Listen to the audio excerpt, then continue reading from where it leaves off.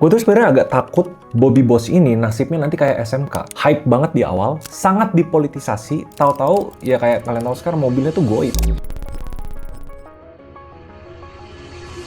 Soalnya komponen-komponennya tuh mirip. Pertama, ini sangat di-hype. Kedua, klaimnya sangat bombastis. Ketiga, sekarang politik udah mulai menyerempet-nyerempet nih. Kalian lihat klipnya dari KDM, dari beberapa kementerian. Pertama, disclaimer dulu ya. Gue bukannya nggak mau support inovasi asal Indonesia. Ini tuh luar biasa banget. Tapi mirip sama idenya SMK dulu. Mobil bisa dibuat di Indonesia. Gue support idenya. Tapi jangan sampai euforia sama klaim-klaim yang bombastis ujungnya dipakai sama kebutuhan politik. Dan akhirnya jadi salah satu dari sekian project yang dikubur di kuburan project nasional. Karena klaimnya tuh gila. Bahan bakar original buatan Indonesia, bos. Itu singkatannya dari Bobby Boss. Ini gue bacain klaimnya ya, yang menurut gue sekilas gue harus sangat bedah secara kritis. Pertama, kualitasnya RON 98,1. Itu setara Pertamax Turbo dan teman-temannya. Emisinya hampir nol, bagus untuk lingkungan. Terbuat dari limbah jerami yang orang bakar anyway, yang 1 hektar sawah bisa jadi 3.000 liter bensin. Nah, di sini yang udah mulai mencurigakan. Harganya cuma 4 ribuan per liter, sepertiga dari harga Pertamax Turbo. Performanya bikin Fortuner yang biasanya 1:10, jadi 1:14. Ini, pas gue pertama dengar, gue instingnya too good to be true. Karena kalau ini ada dan udah ada di pasaran, ini perusahaan yang bisa jadi puluhan sampai ratusan miliar dolar. Terus gue riset, perusahaan-perusahaan global lain yang lagi ngelakuin sejenis sama Bobby Boss banyak. Investasi mereka sampai ratusan miliar, tapi nggak ada yang mendekati or even bisa nyaingin klaimnya dari Bobby Boss. Nah, makanya klaim bisa lebih murah sama bisa lebih irit, ini dua yang menurut gue red flag banget. Dan bener-bener harus dibuktiin. Kalau gue salah, alhamdulillah bagus, gue sangat happy. Karena ini bener-bener bisa jadi inovasi dunia yang gila banget. Tapi sebagai netizen Indonesia yang udah berapa kali dijanjiin sama klaim, misalnya kayak dulu Nikuba, Blue Energy, air jadi BBM. Ya, sekarang di mana? Kita semua udah lebih pinter lah. Semakin luar biasa klaimnya, harus semakin luar biasa juga bukti yang dibutuhin. Tapi bedanya, di Indonesia banyak lalat-lalat yang sangat tertarik sama klaim-klaim. Kenapa? Soalnya sangat bagus buat politik. Yang gue disclaimer lagi, gue sangat dukung inovasi dari Indonesia. Tapi belajarlah dari kasus SMK. Di saat itu dipolitisasi, yang tanda kutip lebih penting optics atau klaim yang wow, jangan sampai ini terulang lagi. Tapi sebelum kita bahas hype sama lari kemana-mana, kita bahas dulu tentang asal-usulnya. Biar setidaknya kita lebih ngerti lah. Masuk ke chapter 1. Proses terciptanya Bobby Boss.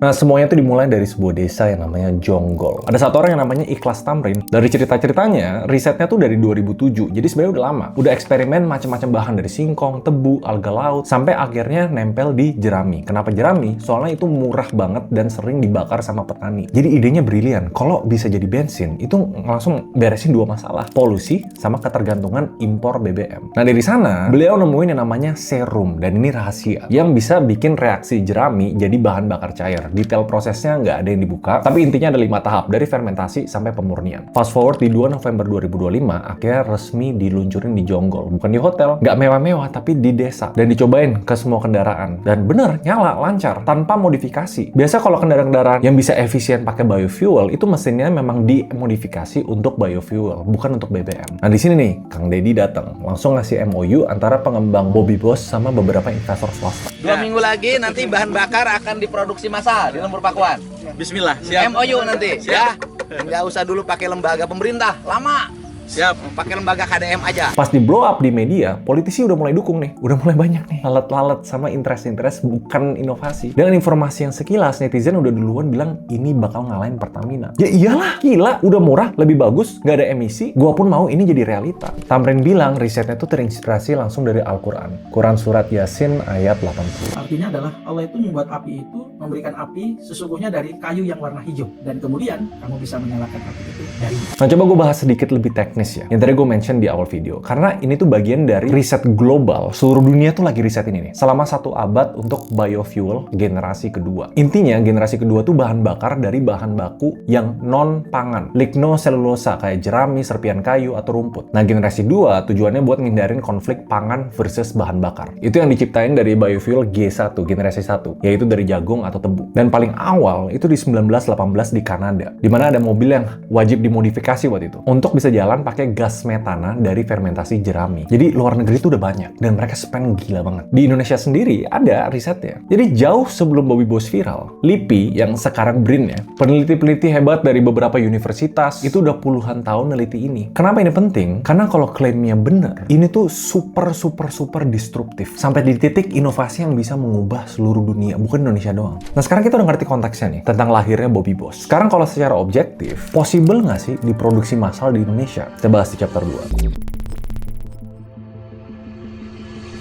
Nah ini titik dimana seluruh dunia belum bisa solve masalahnya. Karena kalau secara teknis, bisa nggak jerami jadi bensin? Bisa. Bisa nggak ramah lingkungan? Bisa. Tapi untuk produksi massal dengan biaya yang murah dan lebih irit buat mobil-mobil tanpa dimodifikasi, itu bisa dibilang borderline impossible. Setidaknya nggak pernah di-solve di seluruh dunia. Ini kenyataan pahitnya, biofuel generasi 2 walaupun didukung miliaran dolar, terbukti terlalu mahal untuk penggunaan komersial. Hambatan utamanya itu biasa di bagian pre-treatment. Itu pas memecah serat jerami yang gila-gilaan mahalnya. Perusahaan besar kayak Clariant di Eropa ngembangin proses sun liquid dari jerami, mereka berhasil. Tapi investasi buat demo plant generasi awalnya aja itu 540 miliar. Dan pabrik komersial skala besar itu butuh 2 triliun rupiah. Di Amerika sama Eropa juga ada raksasa-raksasa kayak DuPont, Abengoa bangun pabrik generasi 2 besar-besaran di tahun 2010-an. Hasilnya di tahun 2024 hampir semua pabriknya tutup, either dijual atau mangkrak. Jadinya industri G2 ini runtuh. Nah, yang paling bagus sebenarnya realitasnya di Brazil, Raízen, satu-satunya yang masih hidup karena dia joint venture sama Shell. Nah, itu pun aja mereka ngaku ini masih lebih mahal untuk diproduksi daripada bensin dari tebu generasi 1. Jadi sebenarnya tantangan paling gedenya Bobby Boss itu bukan teknis bisa atau enggaknya, tapi masalah ekonominya. Klaim harga Rp4.000 itu tuh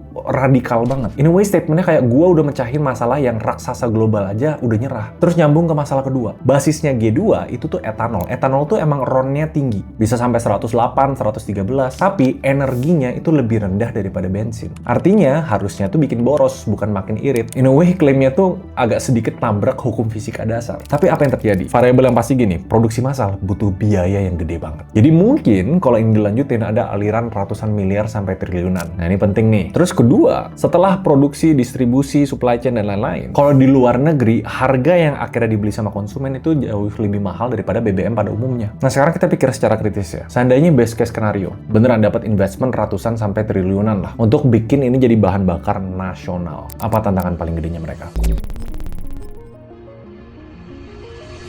Kalau eksekusinya beneran sebagus klaimnya, ini udah different game lagi. Emang iya pemain besar industri energi bakal diem aja, pemerintah bakal ya udah biarin berinovasi aja. Kalian harus ngerti, soalnya energi itu bisnis yang gila banget. Dalam sejarah setiap ada inovasi energi destruktif yang tanda kutip nantang status quo, itu pasti banyak gonjang-ganjingnya atau jadiin mainan pemerintah. Dan so far, respon pemerintah pusat tuh sebenarnya menurut gue fair. Oke, responnya hati-hati banget. ESDM bilang Bobby Boss belum punya izin edar. Ya, masih harus uji lab, uji jalan, sertifikasi. Prosesnya bisa sampai 8 bulan lebih. Tapi secara publik, sinyalnya tuh positif. Dirjen Migas apresiasi. Menteri ESDM Bahlil juga bilang, kita pelajarin dulu ya. Dan yang paling gercep so far, itu pemerintah daerah justru Kang Deddy Mulyadi. Yang kayak gue mention di awal. Itu another story lagi tuh. Bilangnya, oke, mau bantu cari investment. Tanda kutip, Kang Deddy punya sebagian dari Bobby Boss. Itu aja udah conflict of interest tuh. Makanya di awal video gue bilang, ini jangan sampai kejadiannya mirip-mirip sama kayak SMK. Sebuah cerita yang dibesar-besarkan, butuh funding yang gede, politisi mulai mendekat, ujung-ujungnya masuk ke kuburan. Apalagi bisnis gede kayak Pertamina. Sekarang sih emang masih diem, tapi pasti udah ngelirik. Karena kalau udah bisa beneran diproduksi massal, orang ngapain pilih beli yang lebih mahal, Pertamax Turbo, kalau ada yang lebih murah, emisinya bagus, lebih irit, itu loh problemnya. Itu bener-bener bisa kacauin seluruh sistem subsidi, distribusi, bahkan pajak daerah. Makanya bagusnya gini, kalau dari expert-expert di seluruh Indonesia, kayak akademisi ITB, dia nyaranin masyarakat untuk hati-hati dulu nih, karena uji oktan itu doang nggak cukup. Bobby Boss harus lolos uji durabilitas, minimal 1000 km lah. Buat lihat mesinnya rontok atau enggak. Again, ini dipakai untuk mesin-mesin di Indonesia yang tidak dimodifikasi. Yang agak pedes itu sebenarnya dari lembaga riset BRIN. Karena udah puluhan tahun ini neliti ini. Mereka secara proaktif nawarin pendampingan. Ini tuh kayak kode keras dari para ilmuwan-ilmuwan ini. Intinya bilang, coba dibuktiin di lab kita. Jangan cuma klaim di media doang. Dan dari pemerintah, intinya jalannya cuma 2. dibukain apa direm darurat. Kita sebagai publik ya ada yang support, iya kita harus support inovasinya, tapi ada yang skeptis ya oke juga, wajar, karena ini bukan sekedar eksperimen anak daerah, ini udah level negara. Bahkan kalau beneran sesuai klaimnya ya, ini senjata geopolitik paling kuat kita ke depannya. Jadi video ini lebih sekedar gue nyampein satu support gue bahwa inovasi ini harus didukung, tapi jangan sampai inovasi itu malah diduluin sama klaim-klaim atau euforia yang terlalu cepat. Ini udah tren yang berulang. Klaim bombastis, media euforia, politisi mendekat, anggarannya besar banget, tapi ternyata nggak realistis. Masuklah kuburan. Simpelnya, sebagai netizen, kita harus dukung, tapi pakai otak. Potensinya gede banget. Dan nggak usah diperdebatin kalau semua klaimnya benar. Benar-benar jadi solusi energi nasional. Buka lapangan pekerjaan, bantu petani, nurunin polusi, ini luar biasa. Yang terancam siapa? Bahkan mobil listrik bakal terancam. Jadi gue sangat berharap ini jangan kejadian lagi kayak SMK, hype-nya gede, tapi project atau inovasi nasional memang harus dikaji secara profesional. Jangan cuma hore-hore terus dideketin politik doang. Tapi menurut kalian gimana? Bobby Boss ini. See you guys next video. Bye-bye.